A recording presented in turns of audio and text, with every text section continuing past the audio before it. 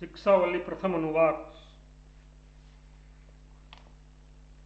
श्री हरि तैत्रोपनिषद। शिक्षावली प्रथम अनुवाक संबंध भाष्य। जिससे सारा जगत उत्पन्न हुआ है, जिसमें ही वह लीन होता है और जिसके द्वारा यह धारण किया गया जाता है, उस ब्रह्म ज्ञान स्वरूप को मेरा नमस्कार है। पूर्व काल में जिन गुरुजनों ने पद वाक्य और प्रमाणों के विवेचन पूर्वक इन संपूर्ण वेदांतों उपनिषदों की व्याख्या की है, उन्हें मैं सर्वदा नमस्कार करता हूँ। जो स्पष्ट अर्थ जानने के इच्छुक हैं, उन पुरुषों के लिए मैं श्री आचार्य की कृपा से तैत्तिरीय शाखा के सारभूत इस उपनिषद की व्याख्या करता हूँ। संचित पापों का क्षय ही उन जिनका मुख्य प्रयोजन है, ऐसे नित्य कर्मों का तथा सकाम पुरुषों के लिए वही विहित काम्य कर्मों का इससे पूर्ववर्ती ग्रंथों में यथार्थ कर्म कांड में परिज्ञान हो चुका है। अब कर्मानुष्ठान के कारण की निवृत्ति के लिए ब्रह्म विद्या का आरंभ किया जाता है। कामना ही कर्म की कारण हो सकती है, क्योंकि वही उनकी प्रवर्तक है। जो लोग पूर्ण काम है, उनकी कामनाओं का अभाव होने पर पूर्ण स्वरूप में स्थिति हो जाने से कर्म में प्रवृत्ति होनी असंभव है। आत्मदर्शी की कामना पूर्ण होने यदि ऐसा माना जाए तो सिद्धांति नहीं, क्योंकि कर्म तो बहुत से हैं, अनेकों जन्मांतरों में किए हुए ऐसे सिद्धांति नहीं, क्योंकि कर्म तो बहुत से हैं, अनेकों जन्मांतरों में किए हुए ऐसे अनेकों विरुद्ध फल वाले कर्म हो सकते हैं, जिनमें से कुछ तो जन्मांतरों में किए हुए ऐसे अनेकों विरुद्ध फल वाले कर्म हो सकते हैं, जिनमें से कुछ तो फलोन्मुख हो गए हैं और कुछ अभी फल हो सकते हैं, जिनमें से कुछ तो फलोन्मुख हो गए हैं और कुछ अभी फलोन्मुख नहीं हुए हैं। अतः उनमें से जो कर्म हो गए हैं और कुछ अभी फलोन्मुख नहीं हुए हैं, अतः उनमें से जो कर्म अभी फलोन्मुख नहीं हुए, अतः उनमें से जो कर्म अभी भी हुए हैं, उनका एक जन्म में ही अभी फलोन्मुख नहीं हुए हैं, उनका एक जन्म में ही क्षय होना असंभव होने के कारण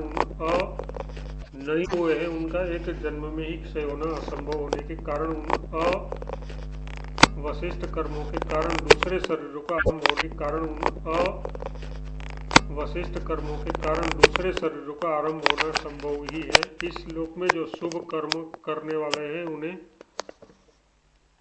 शुभ योनि प्राप्त होती है। उपभोग करने किए कर्मों से बचे हुए कर्मों द्वारा जिनको आगे का शरीर प्राप्त होता है, इत्यादि सैकड़ों स्मृतियों से अवशिष्ट कर्म के संभाव की सिद्धि होती है।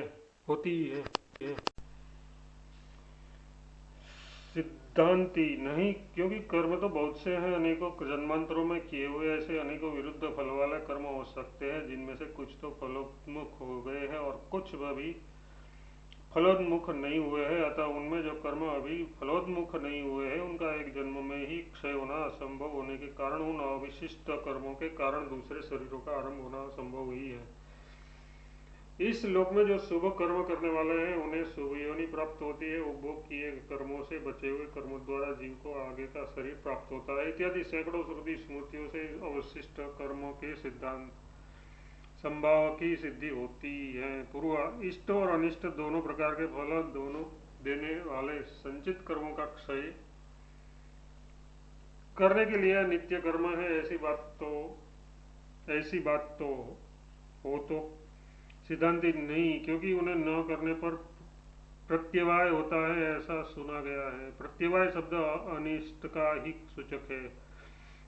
नित्य कर्मों के न करने के कारण जो आगामी दुख रूप प्रत्यवाय होता है, उसका नाश करने के लिए ही नित्य कर्म है, ऐसा माना जाने के कारण वे संचित कर्मों के क्षय के लिए नहीं हो सकते। और यदि नित्य कर्म जिनका फल का अभी आरंभ नहीं हुआ है, उन कर्मों के क्षय के लिए हो तो भी वे अशुद्ध कर्मों का ही क्षय करेंगे, शुद्ध का नहीं, क्योंकि उनसे तो उसका विरोध ही नहीं है। जिनका फल इष्ट है, उन कर्मों का तो शुद्ध रूप होने के कारण नित्य कर्मों से विरोध होना संभव ही नहीं है।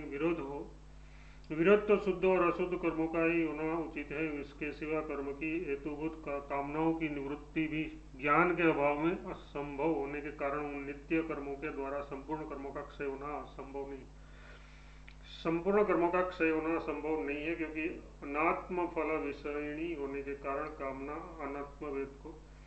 अनात्मवेता को ही हुआ करती है। आत्मा में तो कामना का होना सर्वथा असंभव है, क्योंकि वह नित्य प्राप्य है।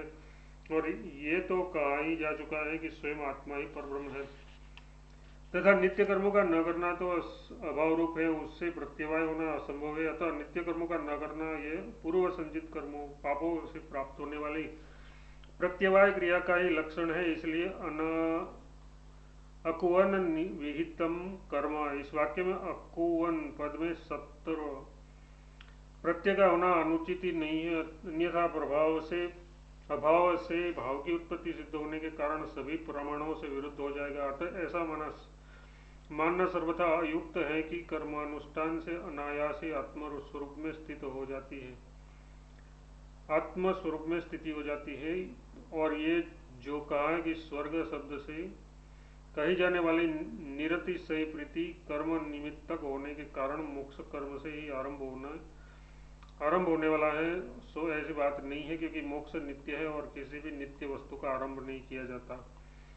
लोक में जिस वस्तु का भी आरंभ होता है वह अनित्य हुआ करती है, इसलिए मोक्ष कर्म आरंभ नहीं है। पूर्वा, ज्ञान सहित कर्मों में तो नित्य मोक्ष के आरंभ करने की सामर्थ्य ही ज्ञान सहित कर्मों में तो नित्य मोक्ष के आरंभ करने की भी सामर्थ्य है ही, सिद्धांति नहीं, क्योंकि ऐसा मानने से विरोध आता है। मोक्ष नित्य है और उसका आरंभ किया जाता है, ऐसा कहना तो परस्पर विरुद्ध है। पूर्व, जो वस्तु नष्ट हो जाती है वही फिर उत्पन्न नहीं हुआ करती, अतः प्रध्वंसाभाव के समान नित्य होने पर भी मोक्ष का आरंभ किया ही जाता है, ऐसा माने तो सिद्धांति नहीं, क्योंकि मोक्ष तो भाव रूप है। प्रध्वंसाभाव भी आरंभ किया जाता है, वह संभव नहीं, क्योंकि अभाव में कोई विशेषता न होने के कारण यह तो केवल विकल्प ही है। भाव का प्रतियोगी ही अभाव कहलाता है। जिस प्रकार भाव वस्तुतः भिन्न होने पर भी घट आदि विशेषणों से भिन्न के समान घटभाव और समीप ले जाने से विद्या ही कही जाती है, अथवा ब्रह्म के समीप ले जाने वाले होने से या उसमें परम श्रेय ब्रह्म उपस्थित है, इसके समीप ले जाने वाले होने से या उसमें परम श्रेय ब्रह्म उपस्थित है, इसलिए यह विद्या उपनिषद है। उस विद्या के ब्रह्म उपस्थित है, इसलिए यह विद्या उपनिषद है। उस विद्या के लिए होने के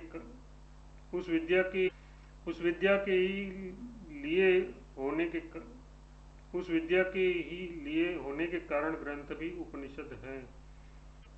उस विद्या के ही लिए होने के कारण ग्रंथ भी उपनिषद है।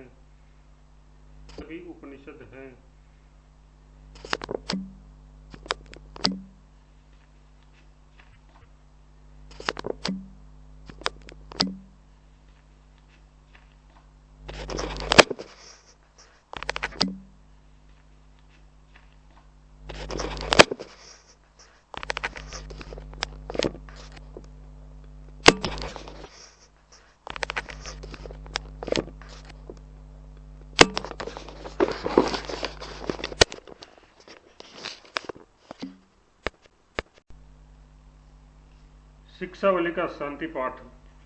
प्राण वृत्ति और दिन का अभिमानी देवता मित्र सूर्यदेव हमारे लिए सुखकारी हो। अपान वृत्ति और रात्रि का अभिमानी वरुण हमारे लिए सुखावह हो। नेत्र और सूर्य का अभिमानी देवता अर्यमा हमारे लिए सुखप्रद हो। बल का अभिमानी इंद्र तथा वाक और बुद्धि का अभिमानी देवता बृहस्पति हमारे लिए शांतिदायक हो, तथा जिसका पाद विक्षेप मतलब डग बहुत विस्तृत है वह पादाभिमानी देवता विष्णु हमारे लिए सुखदायक हो। ब्रह्मा मतलब रूप वायु को नमस्कार है, हे वायु तुम्हें नमस्कार है, तुम ही प्रत्यक्ष ब्रह्म हो। अतः तुम्ही को मैं प्रत्यक्ष ब्रह्म कहूँगा। तुम ही को रुक्त मतलब शास्त्रोक्त निश्चित अर्थ कहूँगा, और क्योंकि वाक और शरीर से संबंध होने वाले कार्य भी तुम्हारे ही अधीन है, इसलिए तुम्ही को मैं सत्य कहूँगा। अतः तुम विद्यादान के द्वारा मेरी रक्षा करो तथा ब्रह्म का निरूपण करने वाले आचार्य की भी उन्हें वक्तृत्व सामर्थ्य देकर रक्षा करो, मेरी रक्षा करो और वक्ता की रक्षा करो। आदि भौतिक, आध्यात्मिक और आदि दैविक तीनों प्रकार के तापों की शांति हो। प्राणवृत्ति और दिन का अभिमानी देवता मित्र हमारे लिए सुख रूप हो। इस प्रकार अपान वृत्ति और रात्रि का अभिमानी देवता वरुण, नेत्र और सूर्य में अभिमान करने वाले अर्यमा, बल में अभिमान करने वाले इंद्र, वाणी और बुद्धि का अभिमानी बृहस्पति तथा उरुक्रम यथार्थ विस्तृण पाद विक्षेप वाला पादाभिमानी देवता विष्णु इत्यादि सभी आध्यात्म देवता हमारे लिए सुखदायक हो। भवतु हो इस क्रिया का सभी वाक्यों के साथ संबंध है।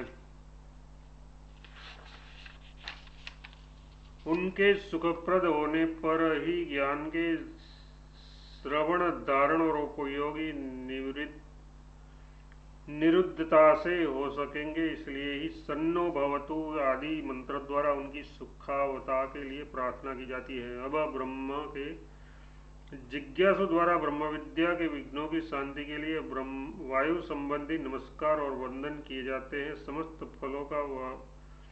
समस्त कर्मों का फल वायु के ही अधीन होने के कारण ब्रह्म वायु है। उस ब्रह्म को मैं नमस्कार यथार्थ प्रहिभाव मतलब विनीत भाव करता हूँ। यहाँ करोमि यह क्रिया वाक्य शेष है।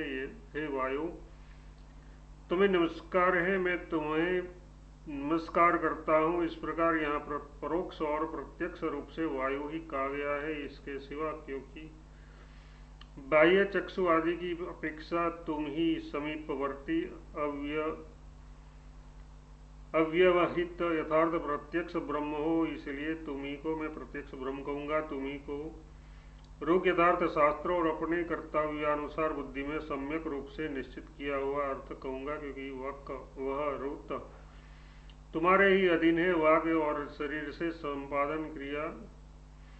संपादन किया जाने वाला ये वह अर्थ ही सत्य कहलाएगा। वह भी तुम्हारे ही अधीन संपादन किया जाता है, अतः तुम्ही को मैं सत्य कहूंगा। वह वायु संज्ञक सर्वात्मक ब्रह्म मेरे द्वारा इस प्रकार स्तुति किए जाने पर ब्रह्मुज विद्यार्थी को विद्या से युक्त करके रक्षा करे। वही ब्रह्म वक्ता आचार्य को वक्तृत्व सामर्थ्य से युक्त करके उनकी रक्षा करे, मेरी रक्षा करे और वक्ता की रक्षा करे। इस प्रकार 2 बार कहना आदर के लिए है। ओम शांति शांति शांति, ऐसा 3 बार कहना विद्या प्राप्ति के आध्यात्मिक, आदि भौतिक और आदि दैविक विघ्नों की शांति के लिए है। इस शिक्षावल्यार्थ प्रथमोद्वाक संपूर्ण।